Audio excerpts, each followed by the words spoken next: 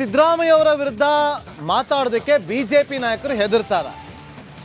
CM Siddaramaiah ಅವರ ವಿರುದ್ಧ ತೊಡೆತಟ್ಟಿ ನಿಂತ ನಾಯಕ ಸಂಸದ ಪ್ರತಾಪ್ ಸಿಂಹ. ಟಿಕೆಟ್ ಮಿಸ್ ಬೆನ್ನಲ್ಲೇ ಸಂಸದ ಪ್ರತಾಪ್ ಸಿಂಹ ಕೆಂಡಾಮಂಡಲರಾಗಿದ್ದಾರೆ. ಪರೋಕ್ಷವಾಗಿ ಹೈಕಮಾಂಡ್ ವಿರುದ್ಧವೂ ಸಿಂಹನ ಪ್ರತಾಪ ತೋರುವಂತ ಕೆಲಸಗಳಾಗ್ತಾ ಇದೆ. ಸಿದ್ದರಾಮಯ್ಯ ಅವರ ವಿರುದ್ಧ ಮಾತನಾಡೋದಕ್ಕೆ ನಮ್ಮವರಿಗೆ ತೊಡೆ ನಡುಗುತ್ತೆ. ಸಿದ್ದರಾಮಯ್ಯ ವಿರುದ್ಧ ತೊಡೆ ತಟ್ಟಿದ ಏಕೈಕ ವ್ಯಕ್ತಿ ಪ್ರತಾಪ್ ಸಿಂಹ.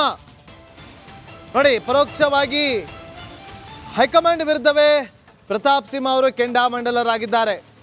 ನಾನು ರಿಯಲ್ ಎಸ್ಟೇಟ್ ಮಾಡಿಲ್ಲ, ಕಮಿಷನ್ ಪಡೆದಿಲ್ಲ, ಬಟಂಗಿಗಳನ್ನು ಕಟ್ಟಿಕೊಂಡು ಓಡಾಡೋಲಿಲ್ಲ, ಅಭಿವೃದ್ಧಿ ಮಾಡಿದ್ದೀನಷ್ಟೇ, ಅಡ್ಜಸ್ಟ್ಮೆಂಟ್ ಪಾಲಿಟಿಕ್ಸ್ ಅನ್ನು ಕೂಡ ಮಾಡಲಿಲ್ಲ ಅಂತೇಳಿ ಪ್ರತಾಪ್ ಸಿಂಹ ಅವರು ಕೆಂಡಾಮಂಡಲರಾಗಿದ್ದಾರೆ. ಯಾವಾಗ ಟಿಕೆಟ್ ಮಿಸ್ ಆಗುತ್ತೆ ಎನ್ನುವ ವಿಚಾರಗಳು, ಅಂತೆಕಂತೆಗಳು, ವದಂತಿಗಳು ಹರಡಿದಂಥ ಬೆನ್ನಲ್ಲೇ ಈ ರೀತಿಯಾಗಿ ಅವರು ಹೇಳಿಕೆಯನ್ನು ಕೊಟ್ಟಿದ್ದಾರೆ. ಕೇಳಿ.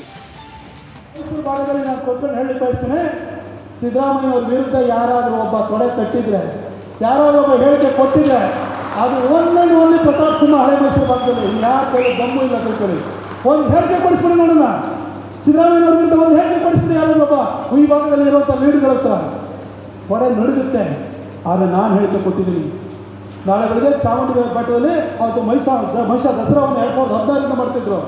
ಅದನ್ನ 2019 ಹೊಸಬೇಕಾದ್ರೆ ಇಲ್ಲಿ ವೇದಿಕೆಯಲ್ಲಿ ಇರೋರು ಕೂಡ ಕೆಲವರು ಇದ್ದಾರೆ. ಸೋಮಣ್ಣ ಸಾಹೇಬ್ ಎದುರುಗಡೆ ಚರ್ಚೆ ಆಯಿತು ಧನಲಕ್ಷ್ಮಿನಲ್ಲಿ. ಸರ್, ಯಾಕೆ ನಿಮಗೆ ಕಾಂಟ್ರವರ್ಸಿ ಬೇಕು? 3 ದಿನದ ದಸರಾ ಇದೆ, ಸುಮ್ಮನೆ ಅಂತ ಹೇಳಿದ್ರು. ನಾನು ಹೇಳಿದೆ ಸೋಮಣ್ಣ ಸಾಹೇಬ್ರಿಗೆ, ಸರ್ ನಾನು ಪ್ರೊಟೆಸ್ಟ್ ಮಾಡ್ತೀನಿ, ನಾವು ಬಿಡಲ್ಲ, ದಸರಾ ಬಾಯ್ಕಾಟ್ ಮಾಡ್ತೀನಿ. I will not be part of your city scheme of things ಅಂತ ಹೇಳಿದೆ. ನಾನು ತಾಯಿ ಚಾಮುಂಡಿಗೆ ಅವಮಾನ ಆಗೋದನ್ನು ನಾನು ಬಿಡಲ್ಲ. ಸೆಪ್ಟೆಂಬರ್ 26ನೇ ತಾರೀಕು ಮೈಸೂರು ದಸರಾ ಮಾಡಿಬಿಟ್ಟು ತಾಯಿ ಚಾಮುಂಡಿಗೆ ಅವಮಾನ ಮಾಡಿಸ್ತೀರಿ. ಸೆಪ್ಟೆಂಬರ್ 29ನೇ ತಾರೀಕು ಪುಷ್ಪಾರ್ಚನೆ ಮಾಡಿ ನೀನು ಅಧಿದೇವತೆ ಅಂತ ಹೇಳ್ತೀರಿ. ಈ ಒಂದು ಅನೈತಿಕ ಕೆಲಸನ ನಾನು ಒಪ್ಪಲ್ಲ ಸರ್ ಅಂತ ಹೇಳಿ ಅವತ್ತು ನಾನು ಹೇಳಿದೆ.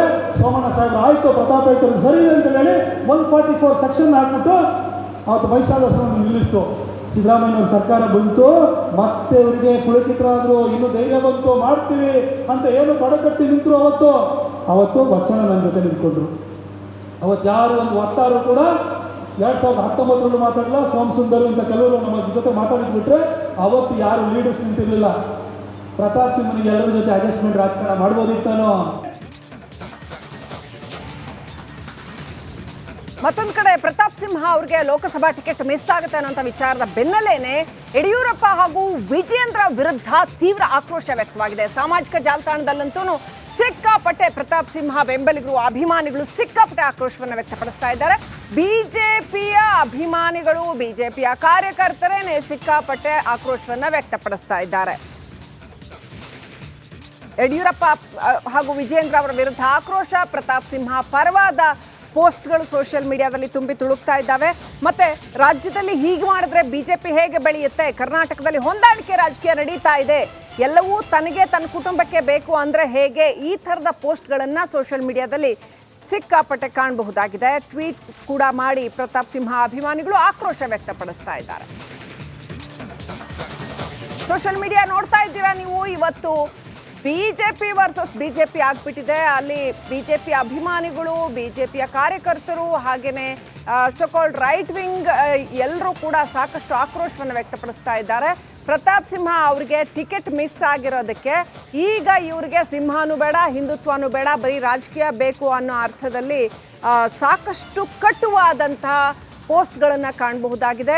ಪ್ರತಾಪ್ ಸಿಂಹ ಕೆಲಸ ಮಾಡಿದ್ದಾರೆ, ಅವರಿಗೆ ಟಿಕೆಟ್ ಮಿಸ್ ಆಗಿದೆ, ಇಲ್ಲಿ ಏನೋ ಒಂಥರ ಫೇವರಿಸಮ್ಮು, ಹೊಂದಾಣಿಕೆ ರಾಜಕೀಯ ಕರ್ನಾಟಕದಲ್ಲಿ ನಡೀತಾ ಇದೆ ಅನ್ನುವಂಥ ಆಕ್ರೋಶನ ಸಾಮಾಜಿಕ ಮಾಧ್ಯಮಗಳಲ್ಲಂತೂ ಬಹಳ ಬಹಿರಂಗವಾಗಿಯೇ ಹೊರಹಾಕಲಾಗ್ತಾ ಇದೆ.